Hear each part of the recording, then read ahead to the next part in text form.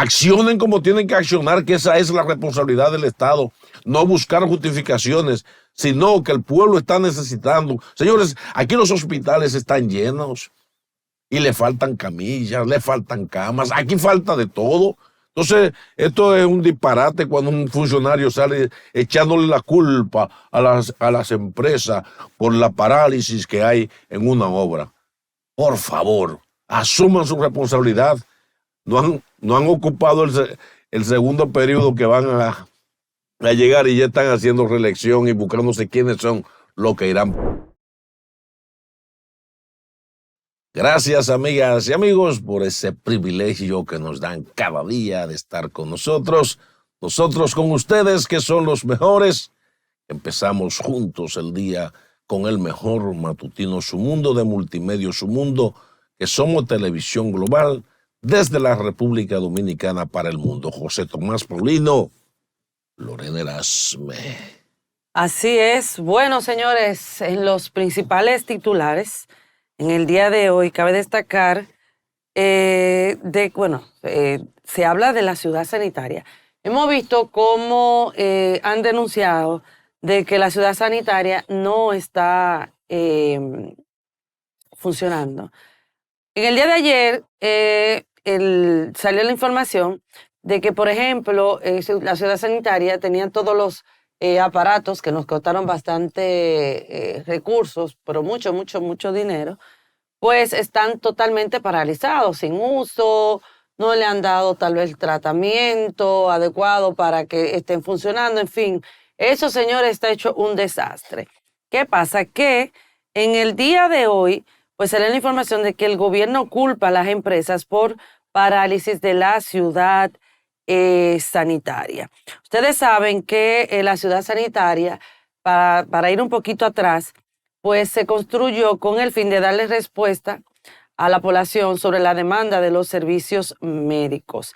En este entonces, el complejo de edificios que está entrelazado y equipado supuestamente en aquel entonces, le estoy hablando aproximadamente del 2018, estaba equipado con la más alta tecnología que ayudará en ese entonces a paliar el déficit de servicios médicos públicos en el corazón de los barrios populares de Santo Domingo. Allí supuestamente estaban en servicio unas 600 camas muy equipadas, más de 20 quirófanos, la más grande instalación de cuidados intensivos y de emergencia del país y sobre todo se caracterizó por ser un megacomplejo que venía a paliar significativamente la demanda, como yo dije anteriormente, de los servicios médicos e instalaciones para asistir enfermos, sobre todo en áreas materno-infantil, de imágenes y de emergencia. Pero al parecer, señores, ya del 2018 al 2024 no ha sido así. Incluso también en el 2020, ya había denuncias por parte de las autoridades de que esto no estaba funcionando como se debe. Y de verdad da mucha pena porque aquí lo que hemos visto es muchos dimes y diretes. Sobre todo porque yo entiendo de que aquí las empresas, ¿verdad?, que tal vez están relacionadas con la construcción de este hospital, tal vez deberá de impulsar y de empujar, ¿verdad?, para que esto de una manera u otra la población pueda consumir los servicios y sobre todo ellos brindar servicio a la población, pero lamentablemente no ha sido así.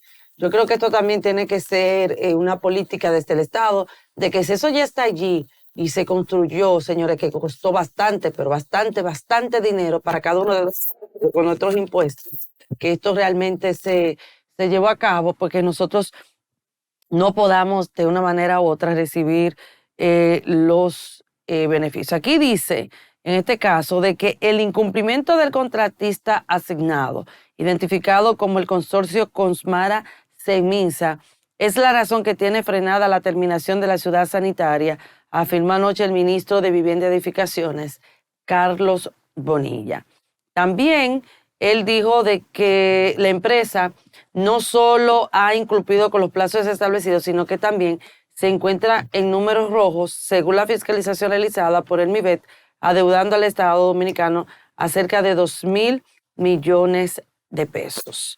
Entonces, aquí dice que uno de los aspectos más alarmantes es la diferencia de aproximadamente 662.888 millones de pesos a favor del Estado Dominicano, dinero que no ha sido invertido en la obra. También dice que esta cantidad de dinero es la que reconoce el contratista, pero la auditoría realizada por el Ministerio de Vivienda encontró un monto mucho mayor, aproximadamente unos 2.000 millones de pesos. O sea, ya para ir cerrando y darle paso a ustedes dos, José Tomás y Marino, miren, esto es una irresponsabilidad.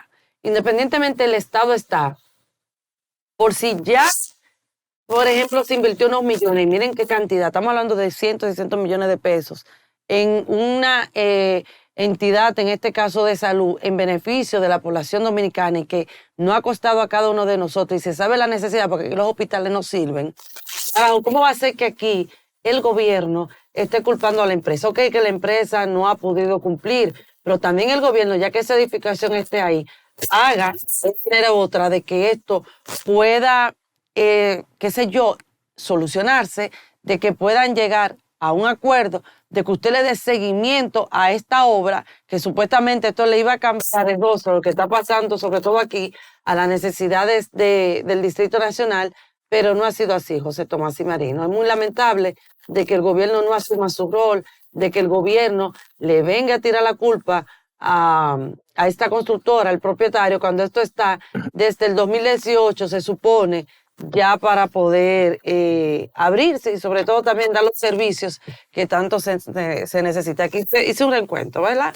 Del 2018, de la denuncia y de lo que, a mi parecer, creo que deben de asumir las autoridades. Hay que decir que la reacción del ministro de Vivienda, Carlos Bonilla, con relación al caso de la ciudad sanitaria, Luis Eduardo Aybar, viene como respuesta a un reportaje publicado ayer por el periódico Listín Diario que tituló La ciudad sanitaria Luis Eduardo Aybar a la deriva. Esto porque no ha podido ser terminado este complejo hospitalario que está llamado a resolver las necesidades y las demandas de salud de todos los sectores periféricos del centro, por ejemplo, de la zona norte de la capital, en Sánchez Luperón, María Auxiliadora, 27 de febrero, 24 de abril, todos esos sectores que bordean esa parte de la capital y además a descongestionar a los demás hospitales que están ubicados en diferentes puntos de la capital. Pero también está destinada esta ciudad sanitaria Luis Eduardo Aybar a ofrecer servicios de salud del más alto nivel y para ello ha sido equipada con equipos de última generación, equipos que se están dañando, la mayoría de ellos, como veíamos en el reportaje de ayer, precisamente por falta de uso, porque están por ahí amontonados y porque debido a que no ha podido ser concluida la edificación, no han podido ser entonces instalados debidamente esos equipos ni dársele el uso para el cual han sido adquiridos. Hay que decir que es una inversión de 18.000 millones de pesos la que está haciendo el Estado Dominicano. Es mucho dinero en un hospital que está llamado a funcionar a nivel y en condiciones igualitarias que los grandes hospitales de los países desarrollados, pero todo lo que vemos es una edificación que por fuera exhibe una fachada bonita, que por dentro cuando usted va, usted ve mucho espacio, mucha iluminación, pero el servicio que está llamado a ofrecer todavía no comienza y nadie sabe cuándo comenzará,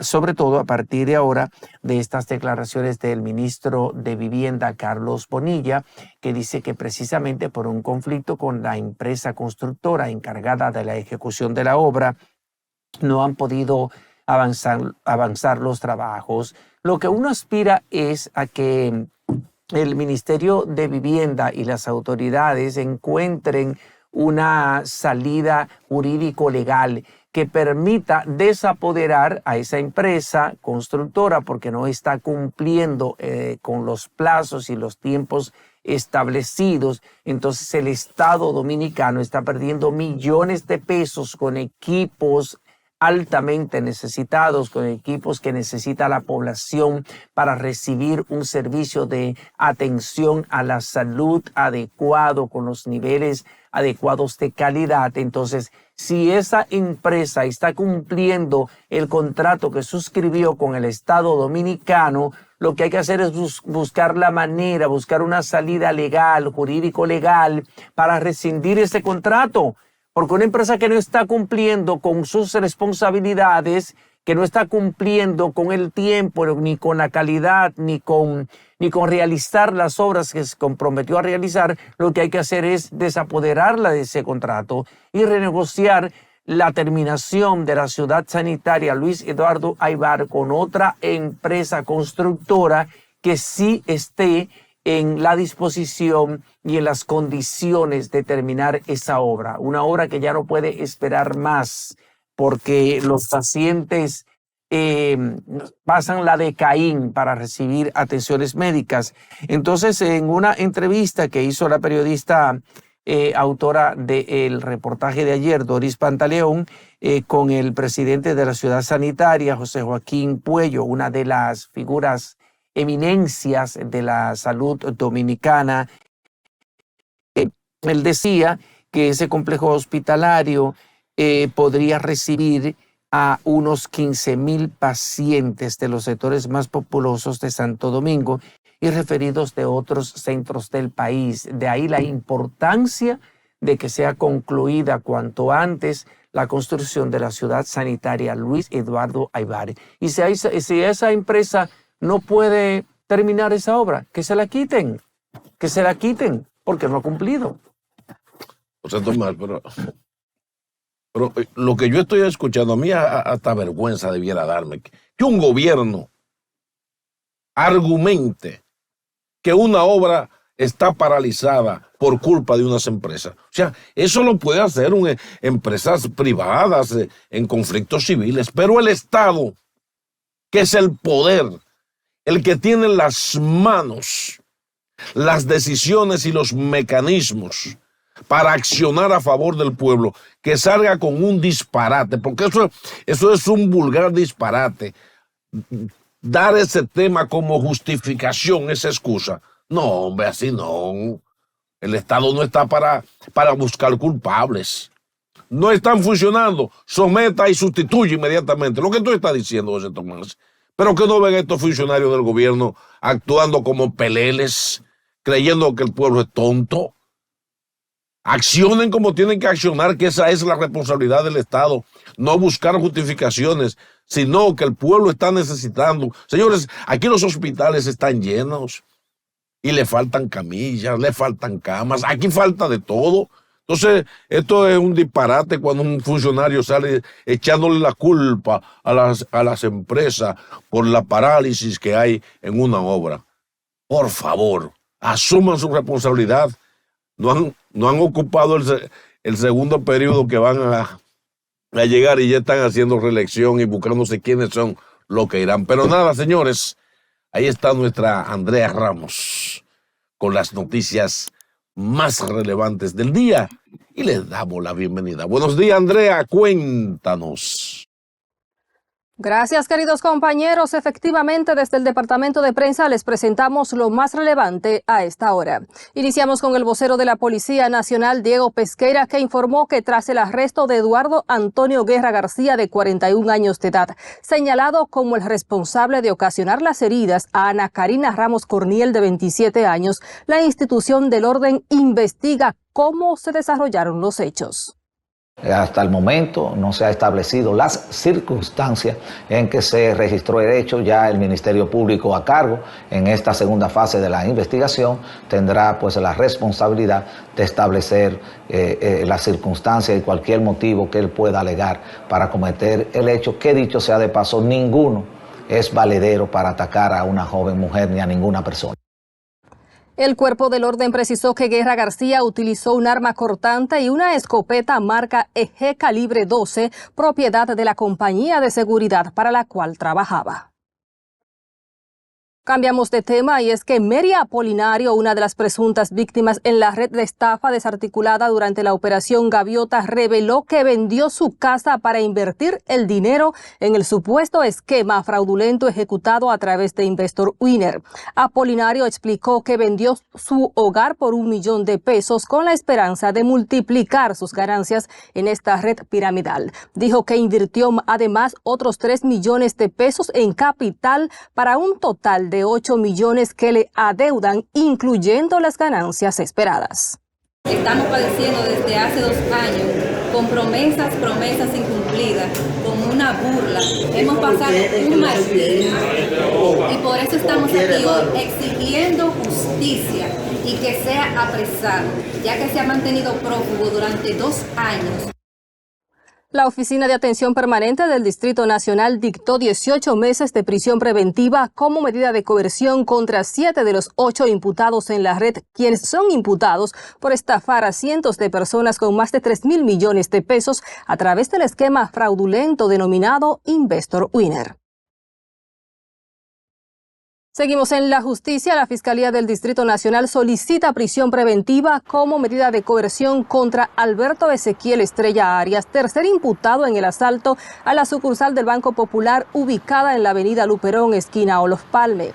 De acuerdo con la instancia depositada por el fiscal Ernest Josué Mella Medina, Estrella Arias se asoció con los ya sometidos que sustrajeron más de $1 millón de la entidad financiera. La investigación detalla que este tuvo un rol fundamental en la ejecución del robo al alquilar un vehículo tipo Jeepeta marca Kia, modelo Sorento, color negro, que fue utilizado durante el asalto.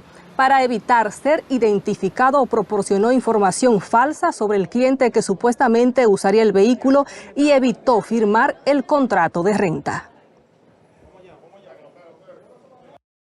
Y Laura Acosta, abogada de Gonzalo Castillo, dijo este jueves que el Ministerio Público está haciendo negocios con la impunidad, con los acuerdos de oportunidad que llegan con los acusados de corrupción. Mencionó que los delatores se benefician con el triple de los fondos y devuelven solo una tercera parte al Estado. Se van con 7.615 en los bolsillos y supuestamente le van a entregar al Estado $1.000 millones. Eso es el cuadre, apuntó la profesional del derecho. La abogada recibió este jueves la notificación de la jueza del cuarto juzgado de la instrucción del Distrito Nacional, Altagracia Ramírez, quien declaró inadmisible la participación de Gonzalo Castillo y Donald Guerrero en la aplicación de los criterios de oportunidad que busca otorgar el Ministerio Público. Y en otra información, legisladores de diferentes bancadas tienen posiciones encontradas ante la iniciativa del Ministerio Público que busca crear una policía especializada dirigida a fortalecer la lucha contra la corrupción y el crimen organizado y la violencia de género contra la mujer. Como nos cuenta Esmirna Mateo, la propuesta del Ministerio Público forma parte del programa dirigido a fortalecer la lucha contra la corrupción y la criminalidad. Los congresistas Soraya Suárez y Rogelio Alfonso Henao entienden que el tema debe analizarse para no crear duplicidad con instituciones que ya realicen estas acciones. Mucho cuidado, hay que revisar bien, porque doblar instituciones no entiendo cuál es la necesidad, pero hay que estudiar qué es lo que ellos proponen. Cada vez que existe un problema, crear una nueva institución, debemos fortalecer los estamentos que tenemos a la policía. A veces creemos que la solución es crear una nueva institución. Ya tenemos una y debemos enfocarnos en fortalecer. Sobre la corrupción, la Procuraduría General de la República afirma que es un flagelo que socava las oportunidades de desarrollo y de mejoras de la calidad de la vida de la población. Sin embargo, a juicio de Amado Díaz y José Horacio Rodríguez, el proyecto es oportuno y atinado, sobre todo si contribuye a fortalecer la persecución penal y a proteger las personas en situaciones de vulnerabilidad. No veo nada malo en eso, yo saludo. Naturalmente la policía se está tecnificando, hay una policía que va a contribuir a eso también. Siempre habrá falencias, pero cualquier refuerzo siempre será bienvenido. Cualquier medida tendente a fortalecer los mecanismos y las herramientas para combatir y perseguir la corrupción administrativa, pues entonces yo pienso que tiene que ser seriamente ponderada.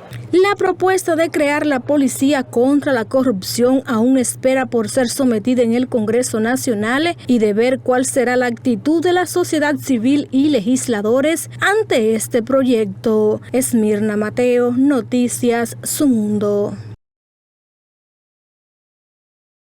Y aquí estamos de nuevo con ustedes, amigas y amigos, que nos dan ese privilegio cada día de empezar el día con nosotros en Matutino Su Mundo, porque ustedes, que son los mejores, merecen lo mejor. Matutino Su Mundo, de Multimedia Su Mundo, que somos televisión global, educativa, desde la República Dominicana para el mundo en crecimiento, señores, más de 147 sistemas de cables a nivel nacional. Estamos para los Estados Unidos y toda América Latina, en el satélite UTEL y el satélite Intelsat para todo el mundo y con presencia en todas las plataformas digitales disponibles para que ustedes, que son los mejores, continúen con la mejor parrilla programática de la televisión dominicana. José Tomás Paulino. Hoy nos visita un amigo de todos nosotros, un hombre con el que podremos abordar muchísimos temas vinculados al comercio, a la economía y sobre todo a la proyectada reforma fiscal que se propone realizar el gobierno del presidente Luis Abinader. Hablamos del buen amigo Iván García, presidente de la Federación Dominicana de Comerciantes, a quien damos la bienvenida. Bueno, buenos días. Para mí es un privilegio estar con Marino y con José Tomás, tratando de llevarle las informaciones que puedan llevarle la calma y la paz al pueblo dominicano. Esta propuesta de reforma fiscal que ha hecho ya el anuncio que ha hecho el presidente de la República ha desatado una marejada de opiniones. Todo el mundo sabe que va a haber una reforma fiscal, pero nadie conoce un documento auténtico, fidedigno, que diga, mira, tal sector propone tal o cual cosa. Ustedes, el sector comercio, son un sector bastante amplio, son un sector que tiene un impacto importantísimo en la economía dominicana. ¿Qué están haciendo ustedes para adelantarse un poco a la postura que asumirán en esa reforma? Bueno, lo primero es que nosotros, como Federación Dominicana de Comerciantes, en el mes de enero contratamos 2 firmas importantes de economistas en la República Dominicana para nosotros preparar y enviar a las autoridades correspondientes nuestra versión de lo que sería una reforma fiscal integral en la República Dominicana, para que de esta forma nosotros no ser reactivos, sino proactivos. Y realmente aquí, para hablar de una reforma fiscal integral, la gente piensa que va a integrar a todo el mundo. Pero es que tiene que tocar todos los aspectos fundamentales, porque aquí, desde el año 1992, lo que se han realizado son parches fiscales para cada gobierno que ha modificado el Código Tributario, lo ha hecho para cubrir un déficit específico en el presupuesto, y que normalmente han realizado esos parches con impuestos transitorios que todos han quedado fijos. Entonces, es integral porque nosotros entendemos que tiene que abarcar no solamente el Código Tributario, porque no hacemos nada con buscar los 100,000, 200,000 millones de pesos que el gobierno está buscando, si no se incentiva el empleo en la República Dominicana. Entonces, para incentivar el empleo en el país, tenemos que reformar también el Código Laboral, que desde el año también 1992. Nosotros tenemos un código que se ha quedado totalmente obsoleto porque cuando se creó no existía ni el Internet, por lo menos pública, existía solamente para uso militar. Entonces, si no se reforma el Código Laboral, no se ha hecho ninguna reforma en el país. Pero no solamente el Código Laboral, desde el año 2021 se está tratando de modificar la ley 8701 de Seguridad Social. Inclusive nosotros, como Federación Dominicana de Comerciantes, presentamos una propuesta en el 2021 de la reforma que se necesita para que la seguridad social cumpla realmente con todos sus objetivos. Pero también necesitamos que se apruebe una ley donde todos nos comprometamos, todos, con el aspecto fiscal, una ley de responsabilidad fiscal, porque normalmente siempre se buscan los usuarios sospechosos para buscar el incremento de los impuestos en el país.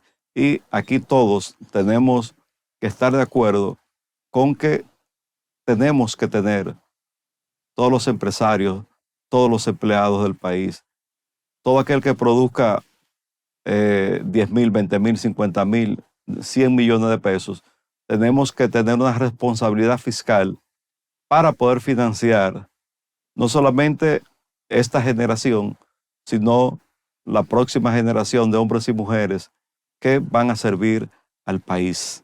Aquí se habla mucho de evasión fiscal, que las grandes empresas parece que no cumplen del todo, pero los que sí cumplen son los más pequeños. Y uno está mirando cómo gente que abre un negocio hoy, ya a los 6 meses al año, muchos están cerrando, sobre todo las MIPYMES.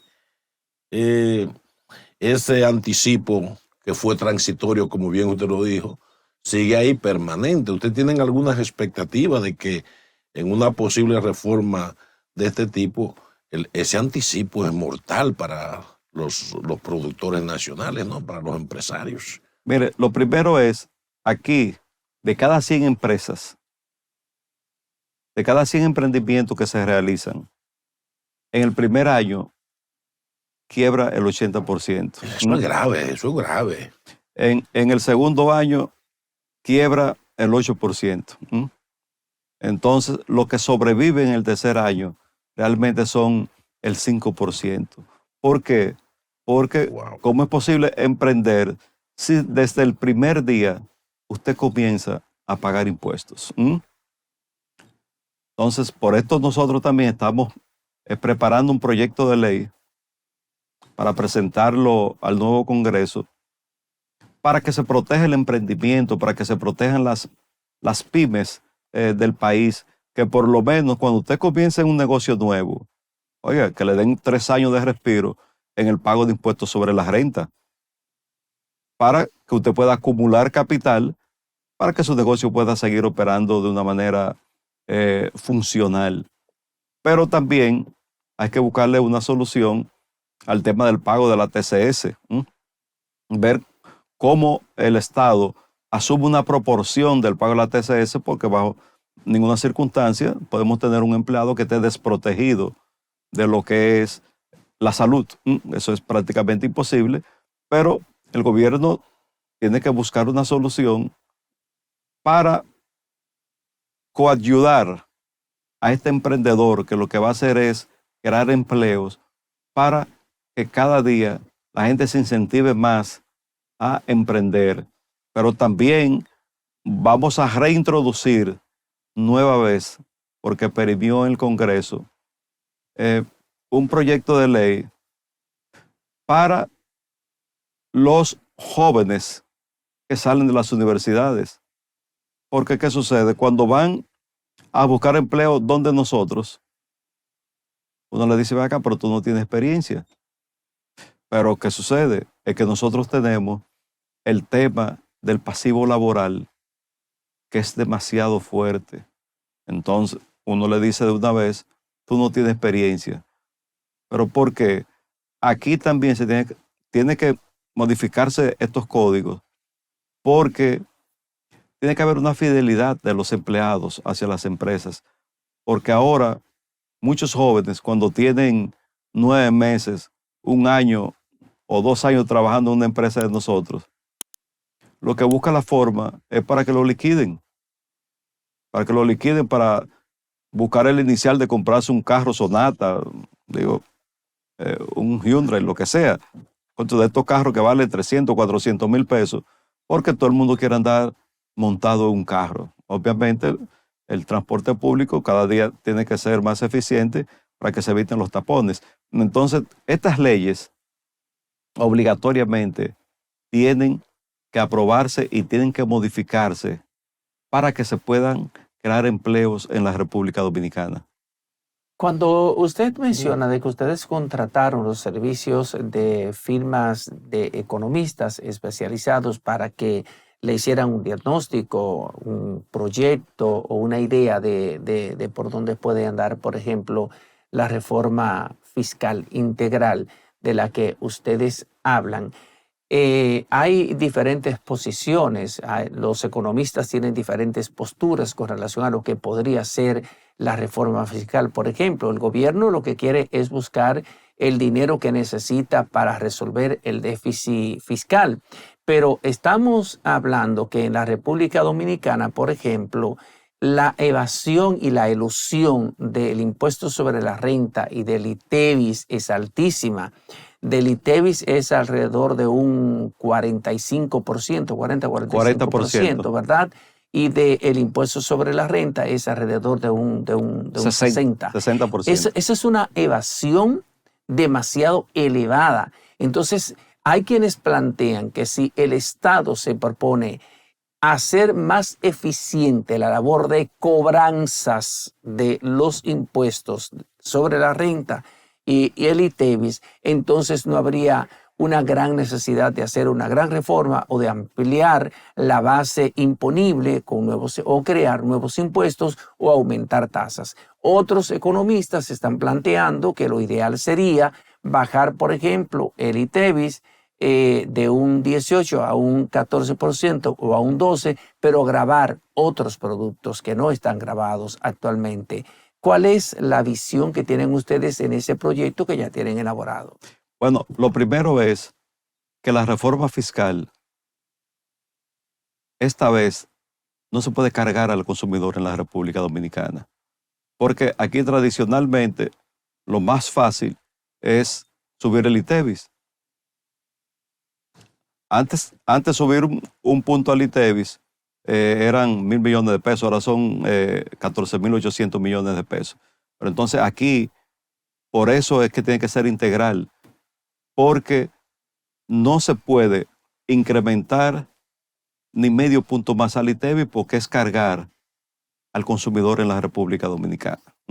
Entonces, obviamente, se está hablando de ampliar la base de productos. Hay productos que son sensibles. Es imposible hablar aquí de colocarle el ITEVIS a la enseñanza, al arroz, al azúcar, a las habichuelas, a las papas, a los productos tradicionales. Habrán productos que se está planteando que se comience con un ITEVIS de un 5% hasta llegar a un 15% para que en 4 o 5 años el ITEVIS, en vez de ser un 18%, que sea un 15% para no afectar, obviamente, a las clases más desposeídas del país. Entonces, en el ITEVIS, no solamente en República Dominicana, en Estados Unidos hay muchísimos productos, comenzando por ejemplo por la leche, que no está grabado.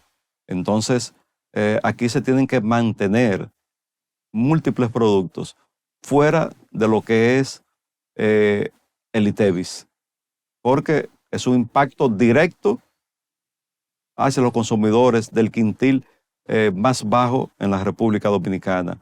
Entonces, por ejemplo, ese tema del anticipo, en el 2001, que ese fue un tema que causó mucho escozor entre nosotros, el comercio y el gobierno de turno, porque un 1.5 es mucho dinero.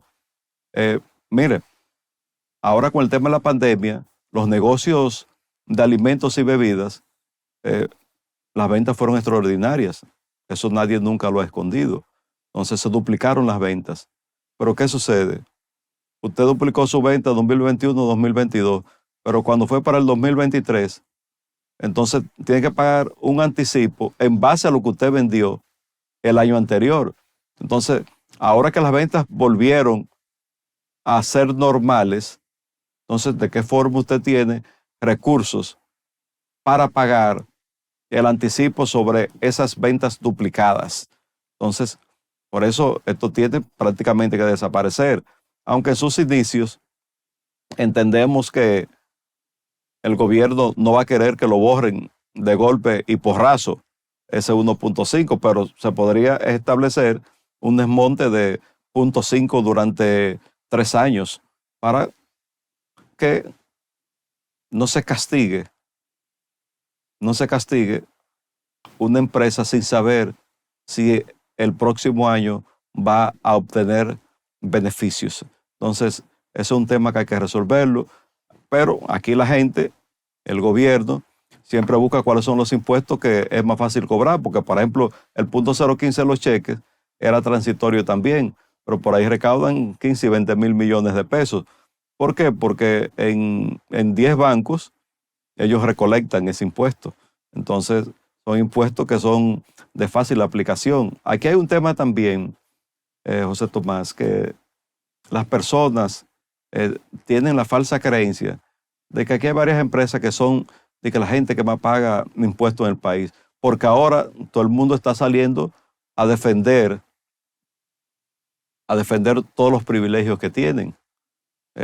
Y es bueno que la gente sepa que en el presupuesto del 2024 hay 360 mil millones de incentivos fiscales, de subsidios.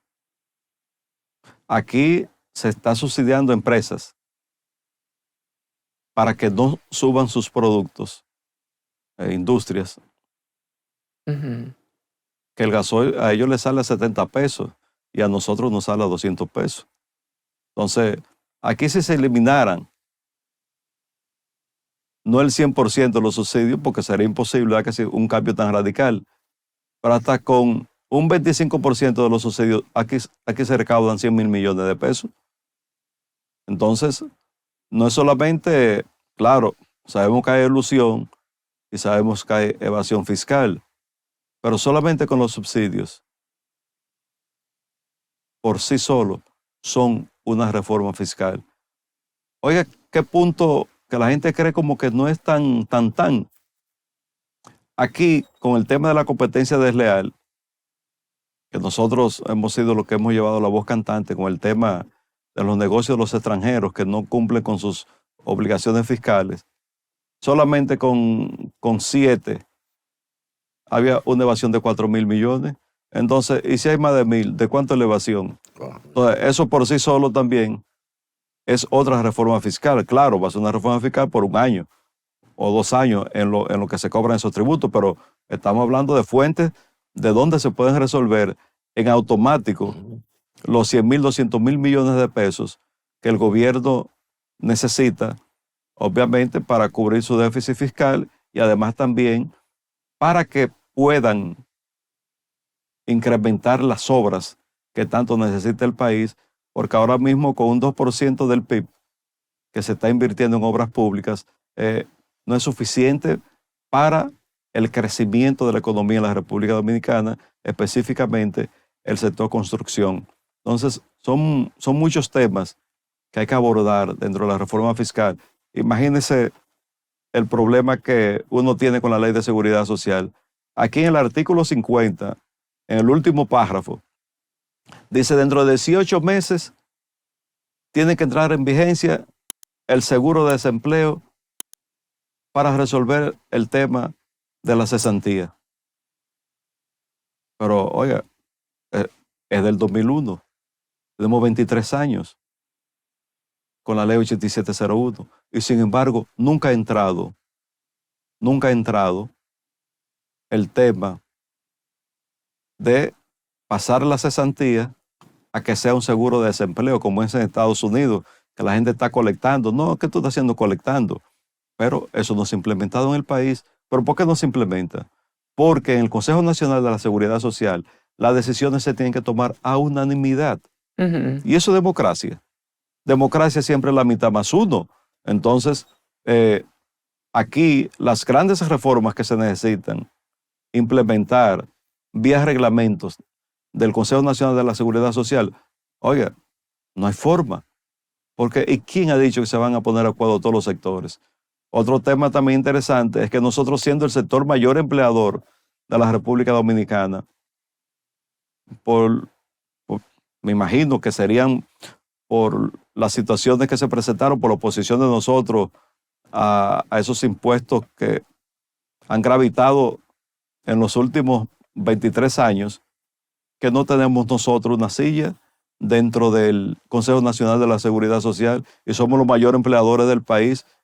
Somos el sector, inclusive, que más aporta al Producto Interno Bruto de aquí del país, con 11.2%. Hay cosas que a mí que no me cuadran mucho. La narrativa del gobierno en estos temas impositivos y en los incentivos. Por ejemplo, durante muchos años ellos han estado diciendo el famoso préstamo a tasa cero, que después nos enteramos en cada pueblo que los tasas cero se lo fueron dando a compañeros del partido para sacarlo un poco a flote económicamente. Y por otro lado, los bancos del gobierno, si se quiere, préstamos igual que la banca privada, incluso pidiéndole a la gente garantes y todo ese tipo de cosas. Pero después se ha dicho que muchos de los préstamos incentivos se usaron también en campaña para motivar a dirigentes y cosas. Entonces hay cosas que no me cuadran. ¿Se beneficiaron ustedes como comerciantes de esa famosa tasa cero?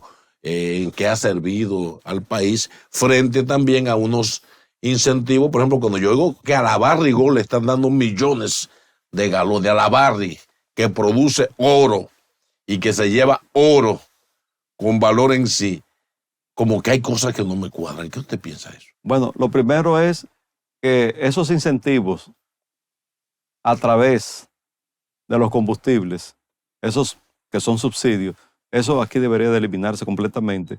¿Por qué? Porque son una competencia, incluso para las estaciones de gasolina que son miembros de la Federación Dominicana de Comerciantes. Hay muchas personas que andan ofreciendo el gasoil a 150 pesos. No me diga. En camiones que se lo llevan a uno para la planta, en vez de los 200 pesos que cuesta en el mercado formal. Entonces, le sale a 70, lo venden a 150, a 140, es el mejor negocio de la bolita del mundo. Entonces, ese tema es interesante. El tema de tasa cero nunca ha sido para el comercio. Siempre ha sido para los productores agrícolas.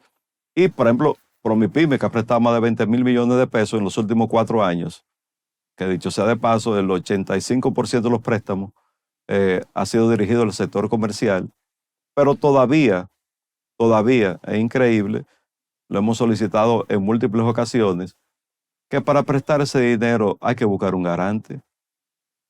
Entonces, no sé cómo nos hemos hecho los pequeños comerciantes para buscar un garante para que nos presten esos más de 20,000 millones de pesos, cuando ya nadie quiere ser garante de nadie. Entonces, cuando la banca tradicional, normal, usted con la sola firma, a usted lo llaman y si califica le dan 1 millón, 2 millones de pesos. Entonces, en Promipyme, eso tiene que ser modificado para que las personas puedan tomar los préstamos como se toman en la banca tradicional en la República Dominicana. ¿Cuántos son los comerciantes a nivel nacional?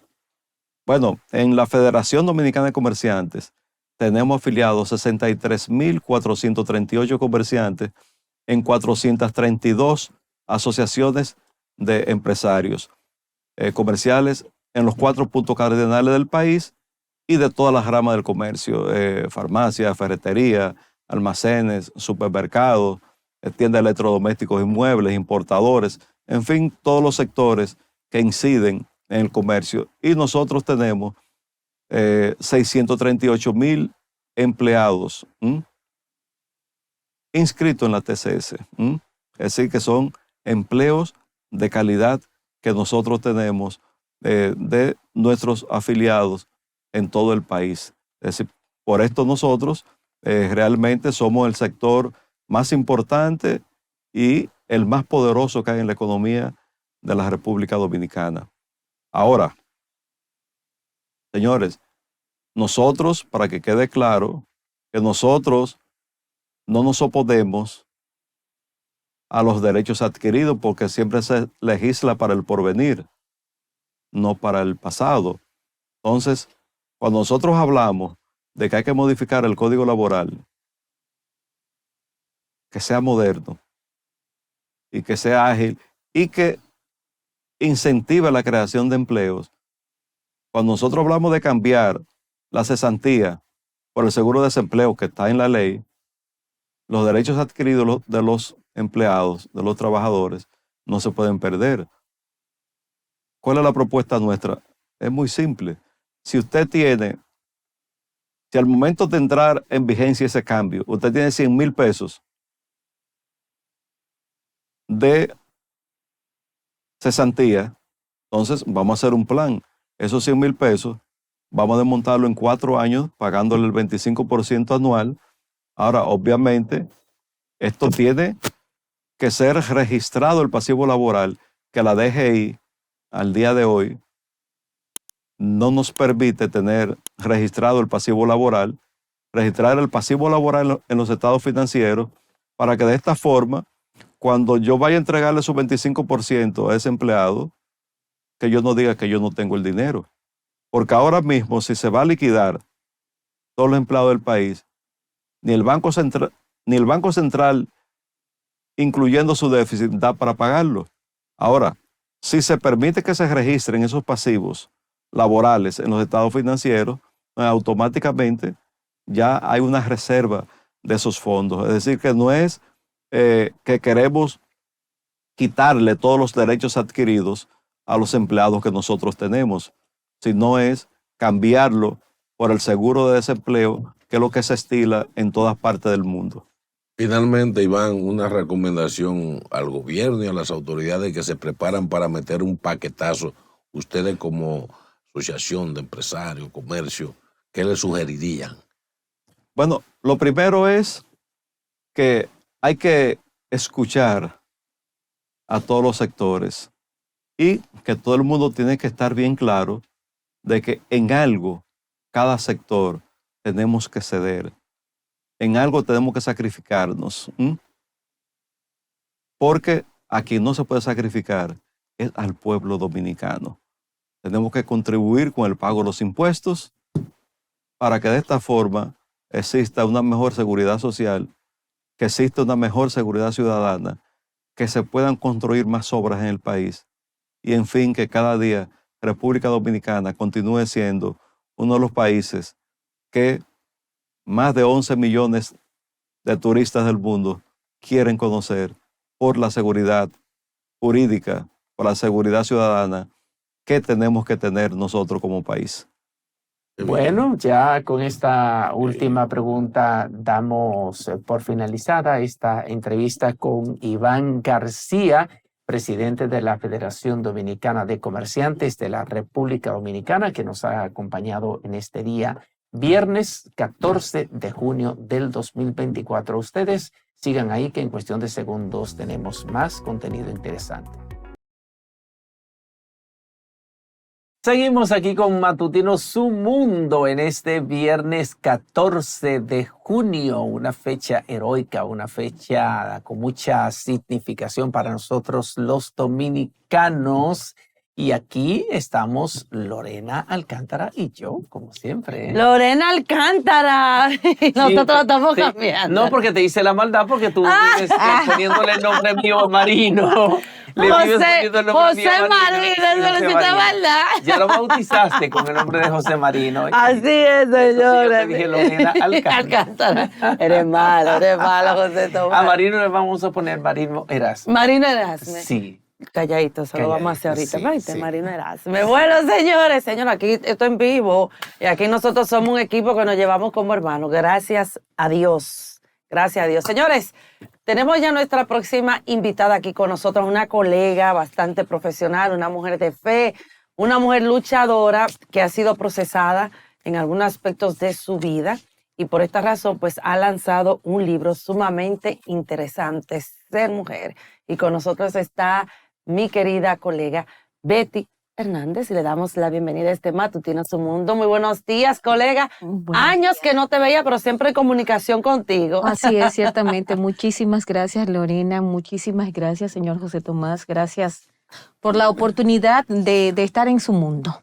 En su mundo, En nuestro mundo y en el mundo. Me llamó mucho la atención el nombre, de hecho te sigo en las redes, de verdad, y estoy muy agradecida de Dios de ver lo que Dios está haciendo contigo. Ay, amén. Y de hecho te lo he dicho y te admiro, Lorena, porque también, ciertamente tienes la valentía de abordar temas difíciles y lo haces con tanta naturalidad. Ay, gracias. Y de verdad que me eso... molesta, ¿verdad? O sea, tú me dices que yo peleo mucho. Bueno, es parte, pero es una parte muy, es decir, el profesional de la comunicación sí tiene la posibilidad de poder encarar temas sociales y hacerlo de una manera respetuosa y también abordarlos, porque hay mucha gente que lo sabe y los conoce, pero sin embargo no lo aborda. Simplemente le pasa por arriba, por temor, por desdén, por cualquier motivo. Pero de verdad que sí. Te aplaudo, amiga, y de verdad que sí. Es en buen momento. Porque es importante, no hablamos de partidos políticos, hablamos de realidades de nuestra nación. Y el compromiso que tenemos con el país, sobre todo. Es que ser periodista es un compromiso. Lastimosamente en el día de hoy, en nuestro país, cualquier persona toma un micrófono y habla, daña y maltrata y hace de todo. Pero el ser periodista, las personas que llevamos ese título, pues tenemos que enarbolarlo y sobre todo defender.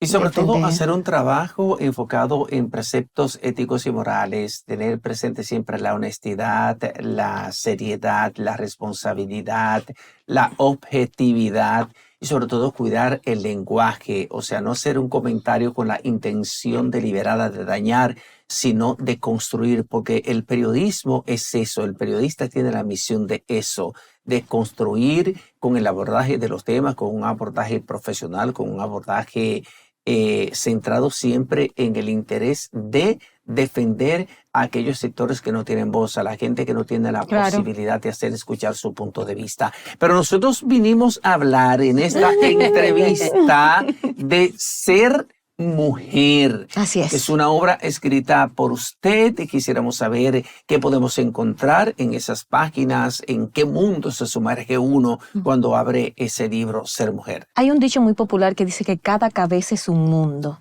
Y por eso me llamaba la atención de su mundo. Ciertamente cada cabeza es un mundo. Y aquí yo plasmo un poquito de mi mundo. Tristemente tuvimos la pérdida de mi hermana y de mi papá en pandemia, en el 2020, a principio de pandemia. Y lastimosamente esto era mucho dolor para procesar. Imagine perder a tu hermana, 3 semanas después perder a tu papá. Es mucho dolor como ser humano para procesar y sin embargo, en el proceso del dolor, Dios me permitió la oportunidad de, claro, por protocolo y por salvaguardar a mis 3 hijos y a mi esposo, tuve que quedarme 15 días en la habitación de mi niña y allí comencé a escribir. No sabía que esto iba a terminar en un libro, sin embargo, ya después de 3 años justamente, pues me pongo a escribir y Dios en su misericordia pues trae todo ese proceso de dolor y no solamente esos 2 procesos de dolor que con tan solo 3 semanas de diferencia, sino procesos de dolores anteriores. La pérdida de mi mamá de hace 21 años, pues puedo también plasmarla aquí. ¿Y con qué propósito? El propósito fue sanarme a mí primero, poder ver las situaciones en que nosotros los seres humanos nos vemos envueltos.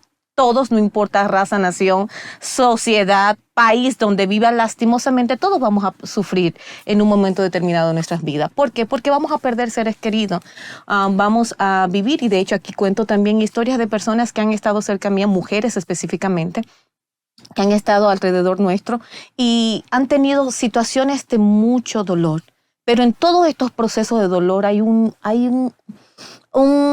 punto, una tilde o un paréntesis, como le quieras llamar, que es la presencia de Dios en mí y en las personas. Un elemento en común entre todos. Claro. ¿Por qué? Porque sin Dios no puedes pasar procesos dolorosos. El dolor te mueve el piso, el dolor te puede traumatizar, el dolor te puede hacer cometer hechos vergonzosos incluso. Y tú dirás, sí, claro, una persona por vergüenza puede atentar contra su vida. Por dolor. Por dolor, claro. Y por ocasionar dolor a otros, por ejemplo, a sus padres. Y hay sin número de cosas y hechos que podríamos mencionar.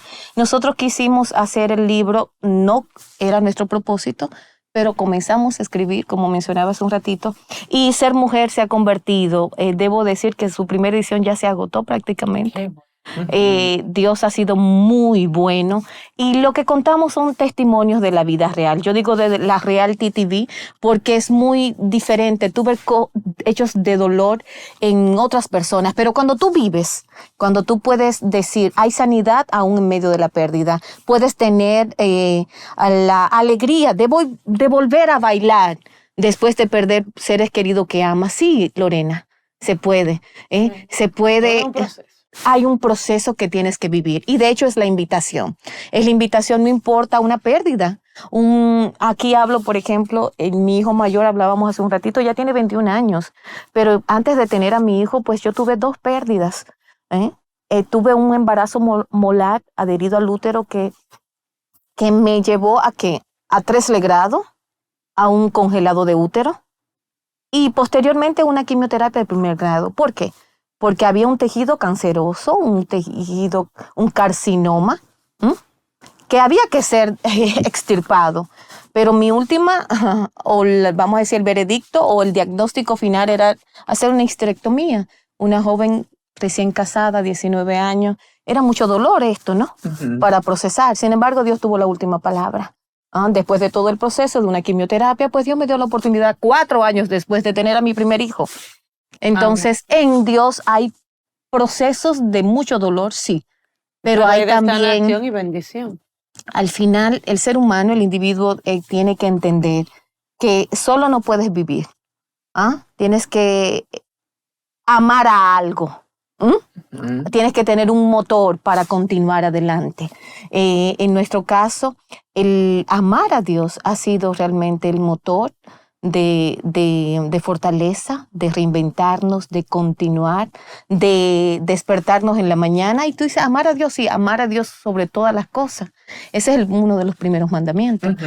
Después vas a amar a tu prójimo. El prójimo más cercano que tienes, ¿quiénes son? Es tu esposo, son tus hijos, es tu familia. Entonces la invitación es que podamos entender que tenemos que amar. Y hablábamos hace un ratito del rol del periodista, ¿no? Sin embargo, hoy en día, lastimosamente, muchas personas, no importa de la carrera que fuese, se dicen llamar periodista porque toman un micrófono. El aval de ser periodista tal vez no lo tienen porque no tienen la carrera per se, pero tienen una carrera que le respalda y pueden hablar de ello. Pero hay muchas personas que no tienen nada. Sin embargo, de manera desenfrenada, sin amor, como mencionábamos ahorita, hablan y dañan. Y dañan. Es muy triste lo que está pasando en los medios de comunicación. Sin amor y sin respeto. Sobre todo. Y ningún tipo de ética. Yo pienso que sobre todo hay un tema gravísimo de respeto, de ética, de sujeción a las normas éticas que deben regir el ejercicio del periodismo. Pero como bien lo hemos establecido, no son periodistas, son personas que tienen otras carreras profesionales que a lo mejor no tuvieron la oportunidad de desarrollarse en ellas o no quisieron desarrollarse en ellas una vez ya concluyeron y entonces se encontraron en un medio de comunicación, en un micrófono, en una cabina, la gran oportunidad de hacer todo lo que le venga en gana, porque se expresan como quieren, como dicen lo que le venga en gana de quien sea, sin tener... Sin mayores consecuencias muchas veces. Y sin mesuras, porque no hay mesuras, no hay controles para eso. Así es. Dicen de todo, de todos y como les dé la gana. Y no hay consecuencias. Betty, siguiendo con el libro y aplaudiendo lo que ha dicho mi compañero José Tomás, durante ese proceso, ¿cómo fue para ti? O sea, tu experiencia primero como mujer, para tú poder, claro, plasmarlo aquí, que supongo que tal vez tú escribías día a día como estabas aislada, para tú desahogarte, porque el escribir ayuda mucho a tu interior, como desahogarse un poquito, aflojar un poco. ¿Cómo fue ese tiempo para Betty? Esas 2 pérdidas. de tu hermana, no sé si tiene más hermanos. Claro, 10 hermanos. Son Ahora 10. somos 9. Son 9, exactamente. Yo Y soy la luego, más pequeña de todos. la niña linda. Así es. Exacto. Entonces, luego, la de tu padre, o sea, que independientemente fue tu protector, por más que tú estés casada, bueno, tu padre es tu padre. Así es. O sea, ¿cómo fue ese tiempo para verte y qué tiempo duraste para sanar? Porque estamos hablando de 15 días, pero en 15 días uno no se sana, uno no se levanta. Así Al es. contrario, tú ni entiendes todavía el proceso que tú No, estás cuando pasando. estaba en esos 15 días para salvaguardar las vidas de mi familia y también la nuestra, porque ya había estado en contacto con mi papá específicamente, ya con un diagnóstico de COVID, entubado, en fin. La recomendación era aislamiento, todos sabemos el protocolo. Comencé a escribir, pero yo no sabía que yo estaba escribiendo para escribir un libro. De hecho, ese cuaderno yo nunca lo he encontrado, debo decirte, está en uno de los libreros de mi hija. Y no lo he encontrado, pero cuando tomé la decisión de escribir, vino todo lo que escribí en ese cuaderno a mí. Y aquí fue como una confirmación de parte de Dios para plasmarlo y continuar, y la motivación, porque al final es decirle, mira, sí, en esos 15 días yo estuve trancada en la habitación de mi hija, donde solamente me llevaban el almuerzo, la comida, bueno, las 3 comidas, meriendas y demás. Y salía y veía a mis hijos, póngase mascarilla que voy a salir, pero en ese momento yo estaba mirando películas, yo estaba mirando programas de películas de Navidad sobre todo. No sé si recuerdas que tenía, bueno, La Llegada Esperada, mi especial de Navidad. Mi casa ama la Navidad y por eso hicimos un programa de Navidad durante 8 años. De manera, 7 años de manera ininterrumpida y luego ya la 8ª temporada que la hicimos hace 1 año o 2 años en el Canal 4. Bueno, el tema es que como amo tanto la Navidad, me pasé esos 15 días viendo películas de Navidad todo el día para procesar, pero en ese procesar estaba llorando, comiendo. Te voy a decir que estaba en un proceso de depresión, obviamente. Claro. Porque tu cuerpo se resiste a ver la realidad que ya tú tienes al frente. No solo eso, sino que tú dices, ¿por qué tanto dolor? Tú te cuestionas como familia, decir, padre, ¿por qué tú permitiste esto? Primero mi hermana, y de hecho aquí yo cuento la historia de mi hermana Maggie, y ella había sufrido tanto porque vimos partir a su hijo de 19 años. Wow. Pero el ver el testimonio de mi hermana, y yo le decía, cuando ella estaba interna al Señor, yo le decía, padre, ella ha sufrido tanto, permítele que ella pueda pasar, es decir, mis conversaciones con nuestro padre. Y cuando ella fallece, de hecho yo estoy en la iglesia, y mi celular no recibía los mensajes, no sé por qué, parece que estaba en un lugar donde no podía, pero cuando salgo, ya estoy con mi esposo, y ahí entraron todos los mensajes. Pero ya mi esposo tenía la noticia de que ya mi hermana había fallecido. Mi hermana, y aquí lo cuento, era como, después que mami partió hace 21 años, era como esa hermana, las hermanas siempre asumen, pero sin embargo ella no era la mayor, pero ella asumió ese rol conmigo como protectora, la cómplice, la tía que todos querían, todos mis hijos, mis 3 hijos, la que yo no compraba algo a mis hijos y ellos llamaban a su tía y tía podía resolverlo. Teníamos una complicidad como hermanas y de hecho yo incluso en algún momento sentí su amor hasta de madre para conmigo, ¿entiendes? Y yo le decía al Señor, pero ella ha sufrido tanto, permítele que ella pueda pasar. No sabíamos que íbamos a terminar también con la pérdida de mi papá. Recuérdense que enterramos a mi hermana y luego 3 semanas después cae papi. Cuando ella parte, yo reconozco y yo digo, wow, Señor, pero hay algo con lo que me tengo que quedar. Vimos el dolor que pasó mi hermana de perder a su hijo. ¿Era el único? No, 2 hijos, aún está Jireni, y aquí cuento la historia cómo Dios ha restaurado el corazón de mi sobrina también, y cómo Dios llenó sus brazos para enlazar 3 cosas. Cuando pierdo a mi mamá me dice, no te preocupes, mi hija, por el proceso cancerígeno, ¿verdad?, del escoriocarcinoma. Me dice, no te preocupes, mi hija, tú vas a pasar este proceso, como te vas a levantar de esa cama, como de un mal sueño del cual despertaste. Perfecto. Dios, recuérdese que era un embarazo molar. Yo estaba procurando ser madre. Cuando mami parte con el Señor, inmediatamente yo quedo encinta Dios llena mis brazos y consuela mi corazón herido de la pérdida y ausencia de mi mamá con mi hijo. Mi hermana muere, su hija, Gireini Margarita.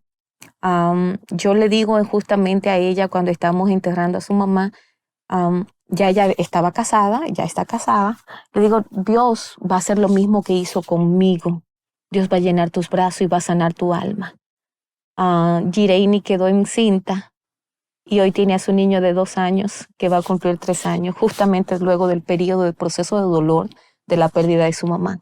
El Señor es maravilloso. Me conforta. Para sanar el corazón herido cuando ciertamente esperamos solo en Él. Esos dos procesos, como Dios sanó el corazón mío y el corazón de mi sobrina Gire. Mi hermana cuando perdió a su hijo, Ángel Alejandro, y lastimosamente murió en las calles de nuestro país por la delincuencia.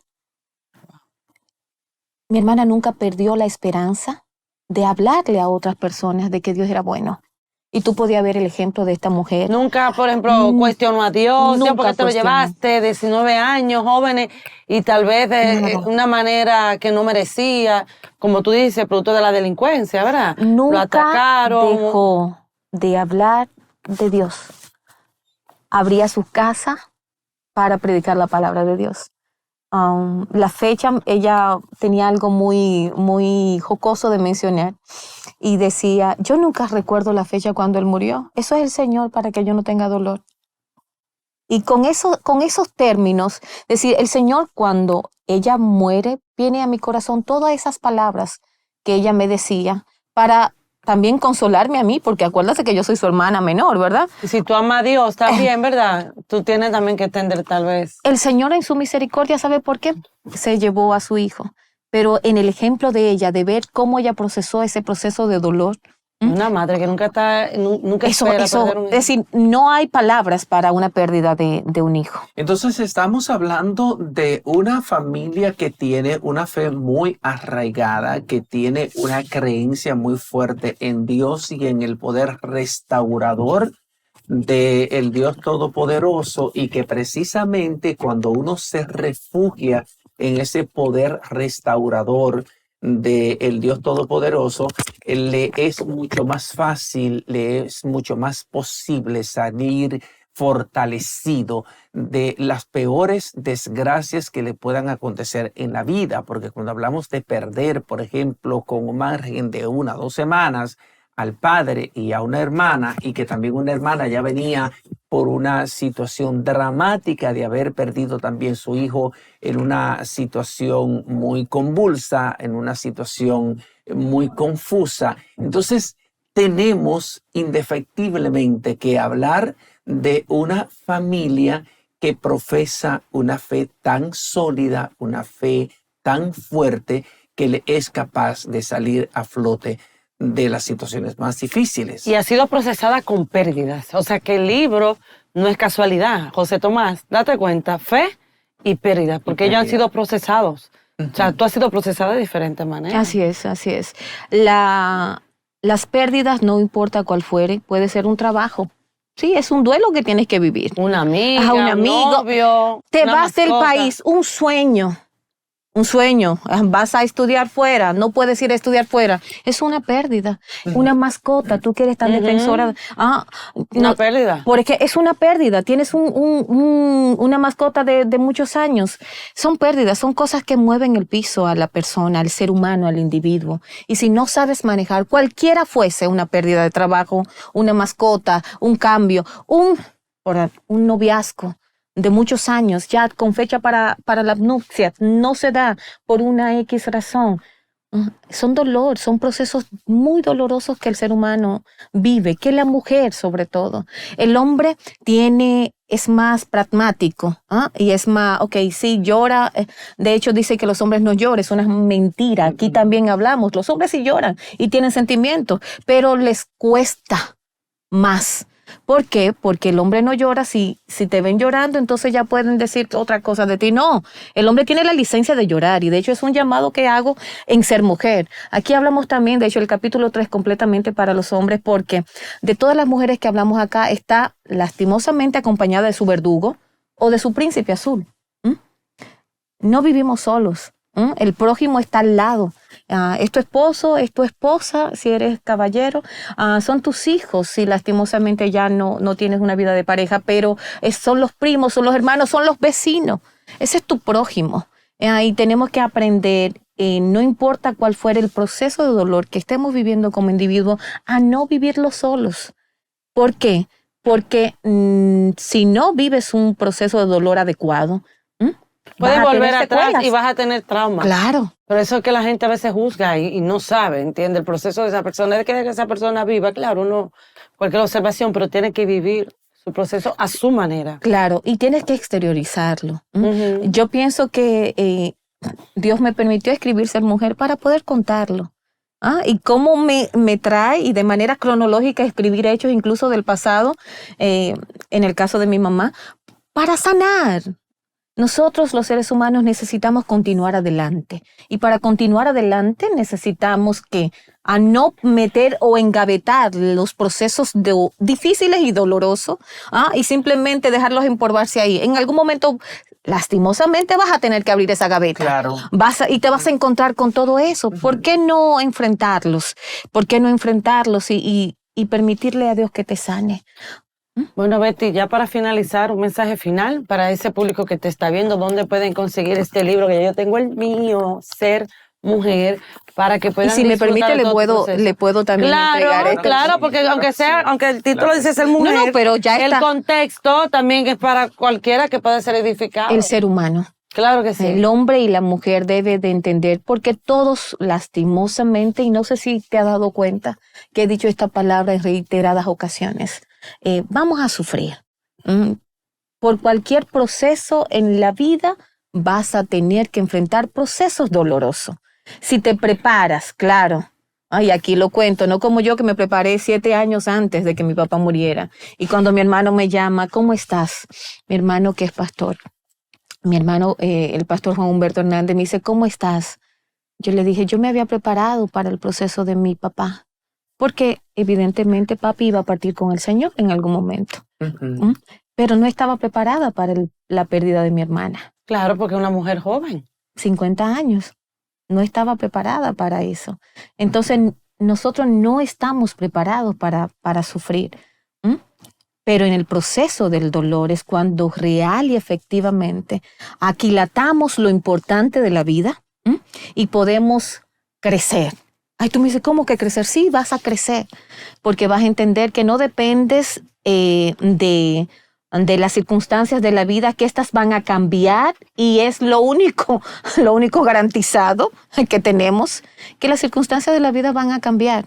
El trabajo donde estás no va a permanecer. ¿Por qué? Porque el mundo cambia, todo cambia, pero hay alguien que permanece para siempre. Que es Dios. Así Betty, es. Disponible. ¿Sí, dónde? En Cuesta Libros, Santiago, Santo Domingo. Disponible en el Club de Lectores del Listín Diario en Santiago y Santo Domingo. Disponible también en Videoclub Cristiano. Disponible Ser Mujer en la librería El Camino. Yo estoy muy agradecida. ¿Tu contacto en Instagram? En Instagram, Betty Hernández. Ser Mujer es un regalo.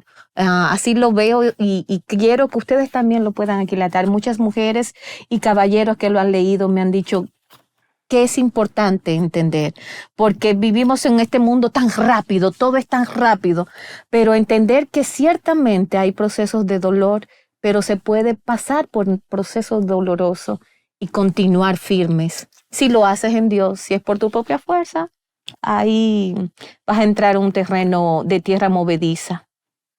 Amén. Bueno, ya saben, ya yo tengo mi libro para el fin de semana para yo leerlo. Y Bueno, me cuentas. Claro. Muchas gracias, porque realmente la historia que nos cuenta aquí, así lo que hemos podido vivir en esta entrevista, obviamente habla de la grandeza, de lo mucho que podemos lograr cuando tenemos una fe muy fuerte en Dios, y sobre todo si nos refugiamos en el amor. Amén.